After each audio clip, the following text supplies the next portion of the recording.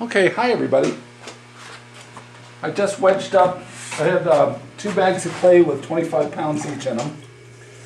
So, and one was a little harder and one was a little softer, so I just wedged the two together and came up with 5 little lumps of clay.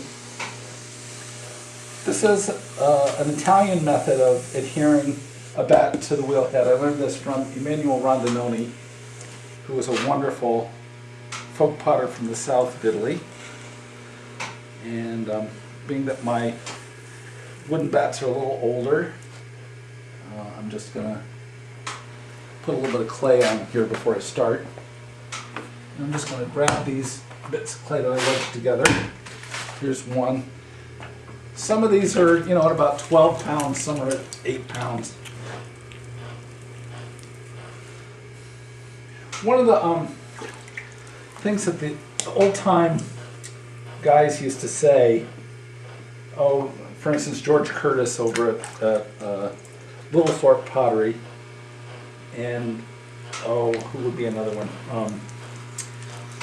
I met a wonderful potter at Barnstable Pottery named Frank Parsley, and at different moments both of them said, let the wheel do the work.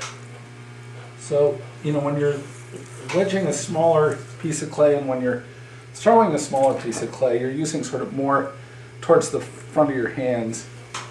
When you're working on the wheel with a piece of clay the size that this is going to end up being, you start using further up your arm. I'm basically centering this on my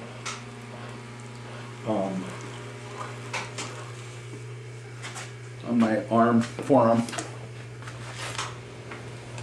I didn't slap these around a little bit, so you'll notice a little bit of, you put clay under torque, air bubbles will go away.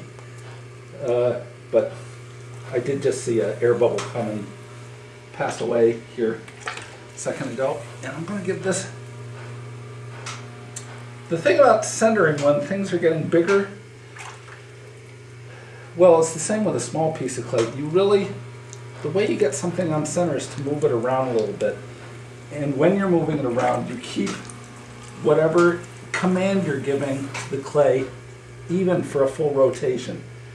So a lot of students have a hard time getting something in center because they're trying to keep it right where it is. And I would recommend do something where you're moving the material a little bit.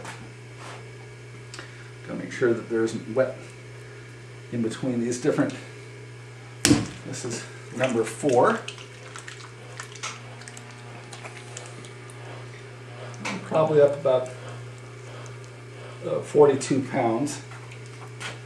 And this last one's probably about 8. I just know that altogether this is 50.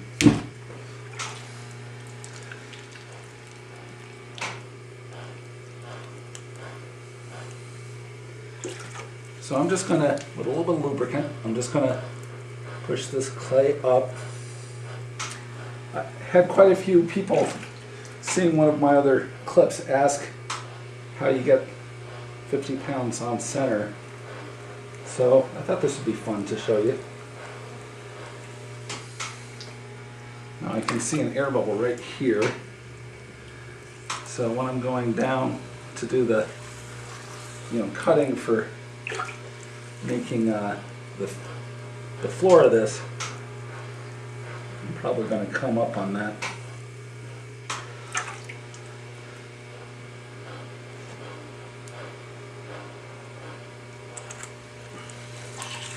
I went over the edge of anything that gets underneath here, I'm not going to throw it. I'm not going to try to put it back in the lump. So I just lost about a pound of clay. All of this just came off with that. Okay, so what I'm going to do now is with my thumbs, I'm just going to push down to the wheel head.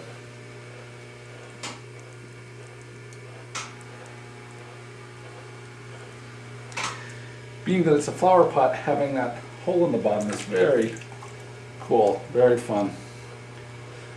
And this next move I learned from a Portuguese potter who studied in England, so I'm sure this move is English. I'm going to just raise my finger up, tips of my fingers up about between an eighth and a quarter of an inch, and just cut into the floor of the pot. Oh, there's one of those air bubbles.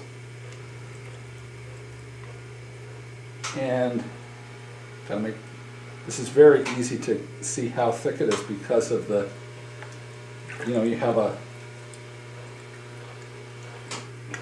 drainage hole in this thing.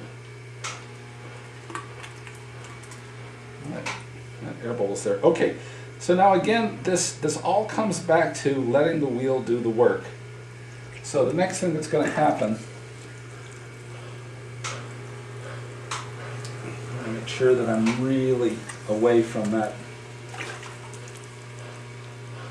the edge of that thing. Okay, so what I'm going to do now, I've cut in, and I'm just making sure that the clay's under control before I do this next move.